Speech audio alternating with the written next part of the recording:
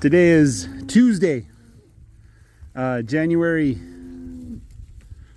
13th, 14th probably, 2025, and it's about noon.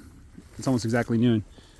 We finished up all the chores. I tripped over the wire, and moved the cows to a new row here, and checked on all the sheep. No new lambs. We had one lamb yesterday. I think I talked about that lamb yesterday.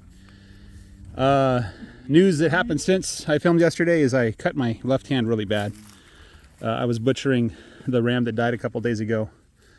Temperatures are below fridge temperatures pretty much, so there wasn't much rotting at all.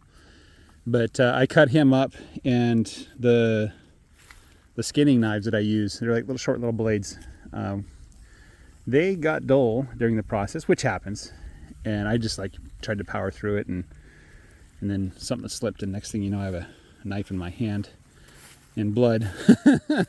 So I wrapped it up, stopped the bleeding. Bleeding stopped really quick. I think because the knife was sharp enough, it's not going to be too bad of a wound. It hurts a little bit, but not much. And I'm checking on it. I'm just leaving the gauze on for now, and then maybe in a couple days I'll gently soak it and take it off. But for now, it's all clean.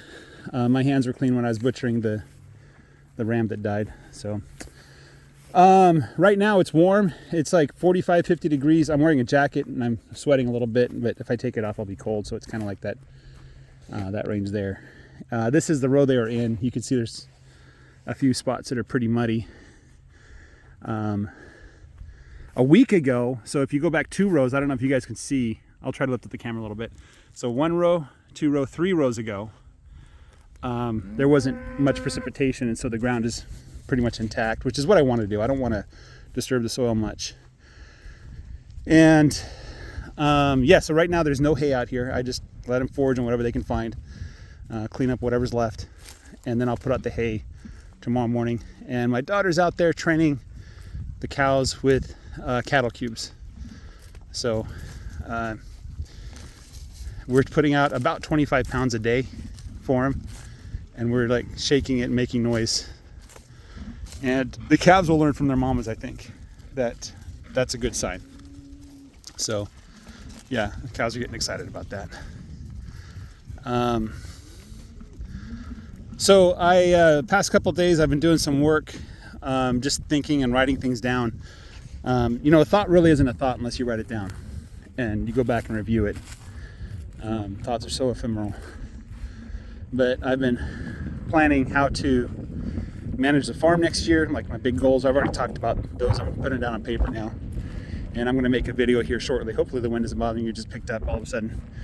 I'm going to kind of show a video. I think it'll be about 30 minutes long, where I go over all the aspects of my farm that I'm thinking about, and what's going to happen in 2025. Sometimes running a farm is like watching the grass grow or the paint dry. Things happen slowly. They do happen, but they just happen slowly, and you have to pay attention to those gradual changes. So that's what I'm going to do. And I'm kind of looking at this last row, and did I take them out too early? Was there still hay they could have eaten? Did they do too much damage? Should I take them out sooner? I'm not really concerned. I think it's fine.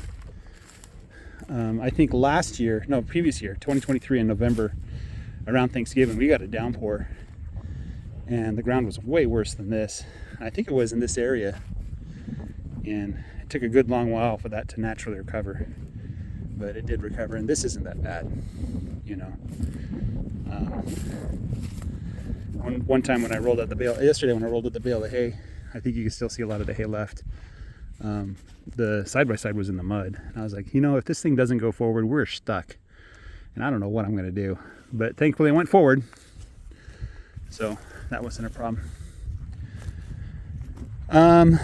What else to talk about? Oh, I'm going to sell the cows next week. I already talked about that. And got to find 2 steer.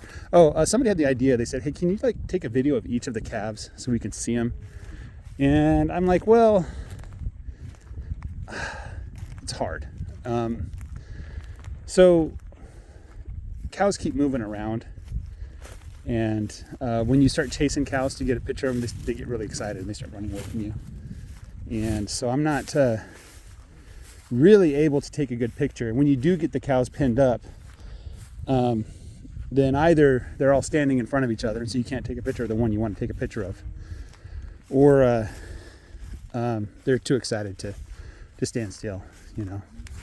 So the answer is mostly no.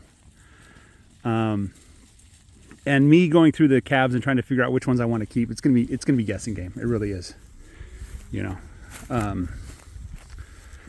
I have some ideas of which ones I like, and I'm going to review observations in the past, but I'm not married to any of them yet.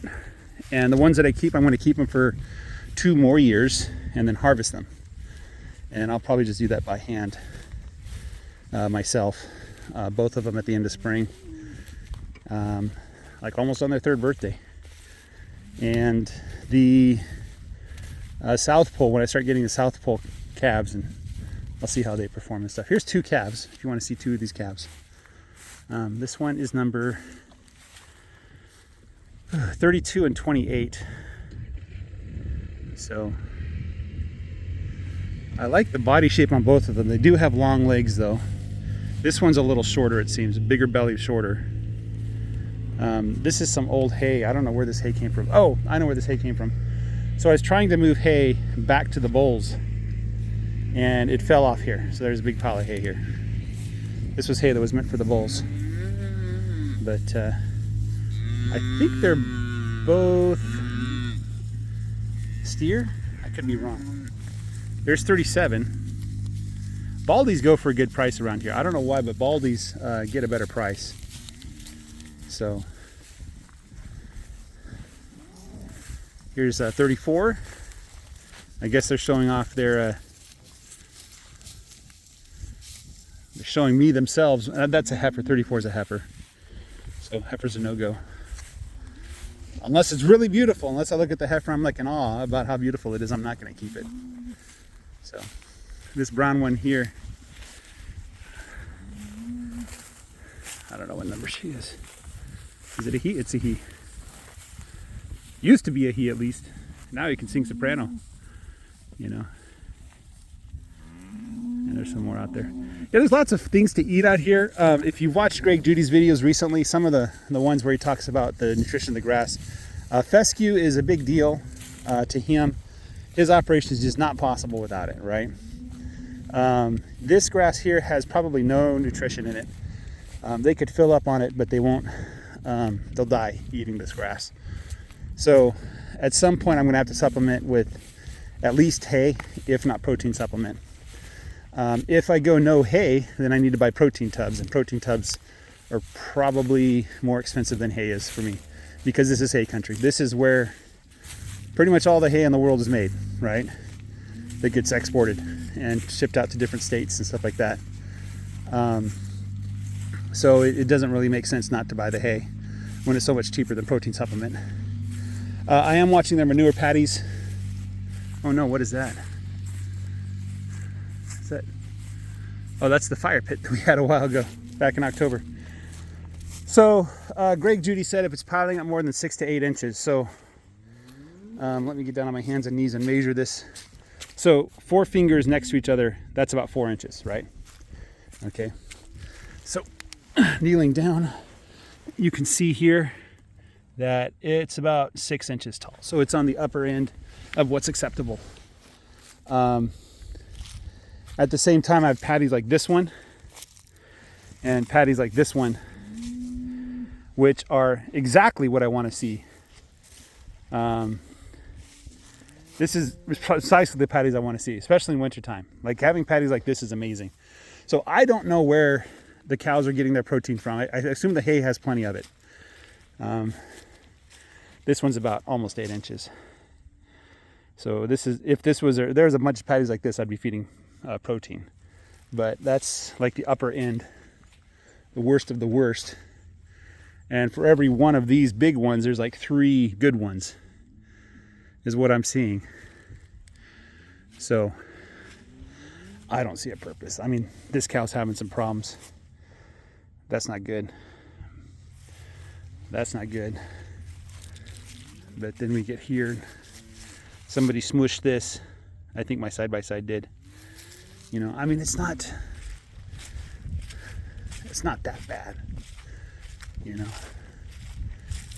So, yeah, maybe I will try some protein here. See, look at this one, perfectly good. And then there's about 6 or 7 that aren't so good. So, yeah, maybe I'll break out the protein. I'll give them 25 pounds of protein tomorrow. Maybe what I'll do is I'll just give them a little bit at a time. I get 2 troughs and split the bucket between them. So split 25 pounds between them. Bucket's about 25 pounds of protein. So yeah, warm temperatures. Next week's going to be cold. Next week I'm looking at giving them access to the pond because they probably won't have water for 2 or 3 days. And if everything freezes up and doesn't thaw, then I'm going to move them so they can get to the pond and get some water from there, which isn't ideal, but it's better than nothing. All right, guys, have a great day. Take care and bye-bye.